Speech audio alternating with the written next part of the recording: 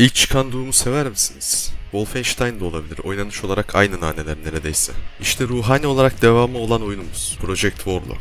Videoya girmeden ve sizi de sıkmadan şunu söyleyeceğim. Oyun indirimde $1 civarında düşüyor. Hatta iki oyunuyla beraber alırsanız $4 civarı bir fiyat oluyor. Haberiniz olsun. Biz bir savaşçıyız ve bu yok olacak olan dünyada hayatta kalıp kral olmamız lazım. Olay bu. Başka hiçbir şey değil. Hatta o kadar iplemiyor ki oyun hikayeyi. Son buz kestikten sonra direkt olarak tebrikler, canavarları alt ettim, bravo deyip ana menüye atıyor sizi. O yüzden bir hikaye var demek bile diğer oyunlara saygısızlık olur. Oyun her bir anında farklı bir noktada oynadığınızı hissettirebiliyor. Bunu yapması ilginç çünkü herhangi bir farklı yükseklik seviyesine bile çıkmıyorsunuz oyunda genelde. Yani dümdüz koridor halinde bir oyun. Fakat öyle dizayn etmişler ki çevreyi, bazı mekanların içinde bile farklılık hissedebiliyorsunuz. En kötü ihtimalle bir kolon koymuş oynanışınızı değiştiriyor, bir boşluk koymuş vesaire. Yani bir farklılık olması için uğraşmışlar, çaba vermişler. Bu konuda tebrik ediyorum. Bazı haritalarda farklı yerlerden farklı şekillerde adamları öldürdüm. Şöyle izah edeyim. Peek atarak, vurup siper alarak gibi, o anlamda diyorum, zaten görüyorsunuzdur arkadaki videodan da. Aksiyon tabanlı ve sadece aksiyon FPS oyunu olan Warlock için atmosferden bahsetmek mantıklı olur mu bilemedim. Savaş ortamında olduğunuz yansıtılıyor fakat bazen sanki bir platformun üstünde savaşıyormuşsunuz gibi geliyor. Gökyüzü çok boş, gideceğiniz noktaya uzaktan bakınca çok boş geliyor. Bunlardan dolayı da sanki oradaymışsınız gibi bir illüzyon yapmaya çalışsalar da sizi de tutmuyor.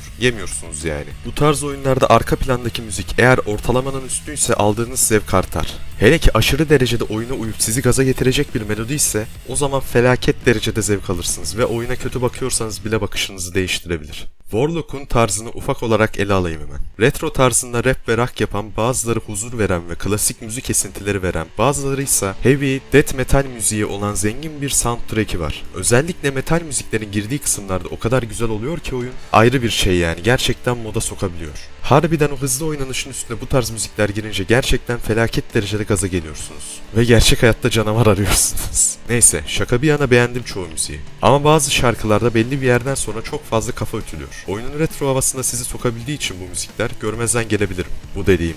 Ekstradan ekleyecek olursam da soundtrack'teki bazı parçalar normal zamanda bile dinlenebilir. Ana tema müziğini, Coloredini artık nasıl okunuyorsa dinleyebilirim mesela. Işıklandırma ve HD doku kaliteleriyle günümüze uydurulmaya çalışılmış. Başarılı diyebileceğim de bir iş çıkarmışlar ama şöyle bir sıkıntı var. Belli bir yerden sonra çok fazla başarısı yapabiliyor böyle bir görsellik. Büyük ihtimalle kontrastı fazla ayarladıkları için ve de oynanış hızlı olduğu için belli bir yerden sonra ekranda çok fazla uyarıcı hareket eden düşman olunca göz ve beyin işlerken yoruluyor artık. Her şeye rağmen güzel derim grafiklere. Ne kadar bazı sekanslarda insanın kafasını gondiklese de. Optimizasyona çok girmiyorum. GTX 560 bile kaldırır deniyor ki kaldıracağını düşünüyorum. Oynanışa giriyorum o zaman. Oyunu oynatan noktaya. Çok basit. WASD tuşlarınız ve sol kliğiniz var. Ama o kadar fazla da düşmanınız ve çeşitleri var ki oynadığınız her bölümde neredeyse farklı bir düşmanla tanışıyorsunuz. Belli bir noktaya kadar. Bu düşmanların da farklı saldırıları olunca tadından yenmiyor. Bazıları yakınınıza gelip patlayabiliyor, bazıları yakın dövüşüyor, bazıları uzaktan büyü atıyor, bazıları mermi atıyor. O kadar fazla çeşit var ki hızlı, yavaş, uçanlar vesaire vesaire. Oynadığınız her anda farklı bir düşman size saldırıyor neredeyse. Oynanış çeşitliliğinden çok düşman çeşitliliğiyle oynanış çeşitleniyor ve ben böyle olmasına karşı değilim. Hatta bazı durumlarda da isterim. Warlock'ta olduğu gibi. Silah çeşitliliği de düşmanlar kadar olmasa da bayağı çeşitli ve çoğu oyuna göre aşırı diyebilirim. Hepsinin oynanması da farklı stratejilere dayanıyor. Bunları geliştirerek damage'ını, hızını vesaire değiştirerek güçlendirmeler yapabiliyorsunuz.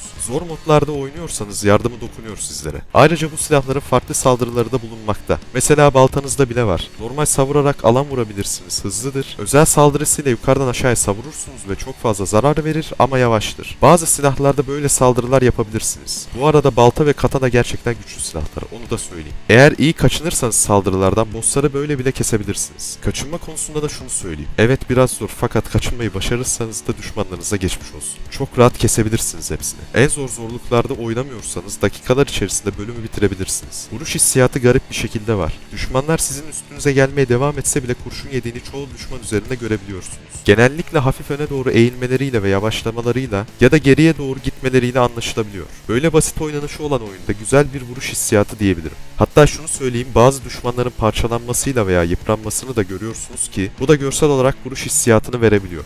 Zorluk konusunda çok farklı bir şey beklemeyin. Düşmanlar belki biraz hızlanmıştır, tam bilemiyorum ama şunu çok iyi biliyorum. Çok fazla oluyorlar ve aşırı derecede canları artmış oluyor. Öyle böyle değil. Harbiden de her silahla oynamaya itiyor sizi oyun o noktada. Çünkü merminiz kalmıyor. Kalmayınca da balta veya katanaya geçiyorsunuz. Beğenmedim diyemeyeceğim, eksik, evet puan kıracağım ama bu oyuna yapmalarını mantıklı bulmuyor değilim. Sonuçta nasıl bir oyun olduğunu anlattım biliyorsunuz. Böyle basit bir oynanışı olan oyunda gidip de silah takılması mı yapsın mini game gibi? Hadi reload mantığı olabilir de anladınız ne demek istediğimi. Saçma diyemem ama puan kırılacak bir yer kesinlikle. Bosslar ortalama. Genelde boss'u keserken yancılarını öldür niteliğinde ama oyunda düşman kesmek çok eğlenceli ve esas amacı da boss'lar olmuyor. Biz bir savaşçıyız ve kaostan kurtulmamız lazım. Olay böyle olunca da tabii daha düşünülmüş boss'lar yapılabilir miydi? Evet, yapılabilirdi. 10 boss varsa 6 yancılarını öldür şeklinde, fakat yine de beğendim. Çünkü yancılarını öldür diyen boss'ların bile farklı saldırıları da oluyor. Ve güzel diyebilirim bazıları için. Tabii çoğu konuda söyleyeyim. Elzem tüm konulara değindiğimi düşünüyorum. Anlattığım gibi oyunun oynanışı çok basit. Zor modlarda oynamak isterseniz eğer ustalaşması biraz zaman alabilir. Eğlencesi kişiden kişiye değişir. Herkese gidecek bir oyun değil yani. Eğer FPS türünü, canavarların akın akın saldırmasını ve eski doğumun çoğu şeyini seviyorsanız, Crusader'sız olmasını dahil, o zaman sizlik bir oyun. Alın oynayın efendim. Buraya kadar seyrettiğiniz için teşekkür ederim. İyi günler dilerim.